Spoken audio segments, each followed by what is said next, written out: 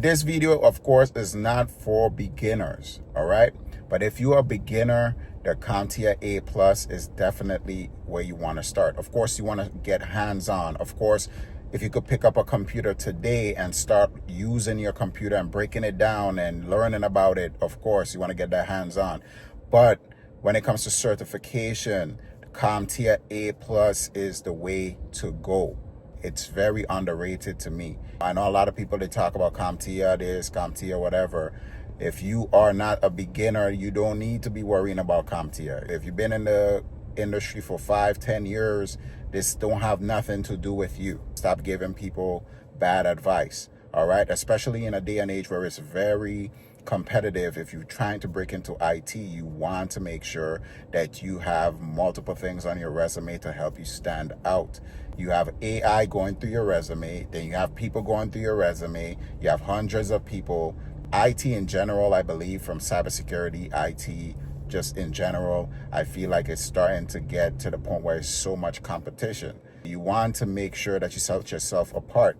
And one of the things that I see on a lot of IT applications, IT support, help desk, is A+. Some of them, they do not ask for the certifications like that. Some of them do. Some of them, they ask for it, but it's not like a deal breaker for them to not give you the job. But I'm telling you, man, that A+ holds weight, bro. Don't let nobody make you believe that you shouldn't get the A+. If you fresh into IT and you don't even know what the motherboard or the CPU is, you need to start someplace. So get your A+. It's a 2-part certification, which means you have the core 1, the core 2. You have to take 2 exams to get the certification.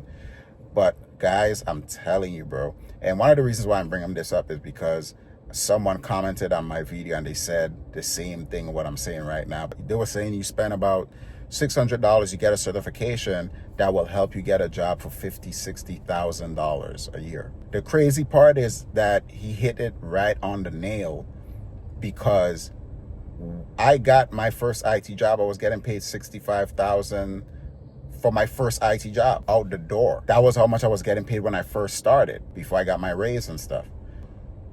What I'm trying to say is, think about this. I'm a guy, never worked an IT job before. I said, let me start doing certifications. I got my A+, and I also had my Network Plus and my Linux Plus, but the A+ is what helped me get the job, because like I said in other videos, when they was asking me interview questions, a lot of my interview questions, I was able to answer it because of the A+, and like 2 or 3 of them because of the Network Plus. And networking is another topic I want to talk about, because I feel like that's a really underrated as a career in my eyes. I feel like so much people trying to be cybersecurity, and that's what I'm in school for, cybersecurity and networking. But, you know, I think people don't realize the importance of networking at all.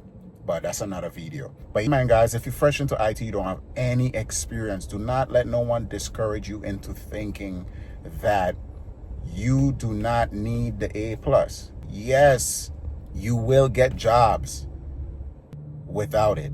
Very entry level help desk jobs, maybe paying $40,000, whatever, right? You will get jobs, especially if you know your way around the computer and you can help with troubleshooting and stuff, and you're able to learn on the job. But I will tell you, if you're fresh into IT, don't let no one discourage you or make you feel like, hey, don't go to school. You don't need no degree. You don't need this. You don't need that. Just get a computer and start working. Yes, you need to get a computer and start working, but you also need to stand out. And the way for you to stand out is getting the hands-on experience, but also getting a certification. If you could get a degree, you get a degree. You put a portfolio together with the different projects that you worked on. All right? So always remember that. And remember, things are not how it used to be back then compared to now. When someone is giving you advice that they probably haven't switched a job in the last 4 years or 5 years or whatever, or probably they work for themselves, they haven't had to apply for a job in the last 5 years or whatever, they don't know how tough it is to get a job right now as we speak. They know how it was 4 or 5 years ago. They don't know how it is now. And they don't know how much you have to stand out and make yourself unique So yeah, man, thank you guys for watching, and I'll see y'all in the next video.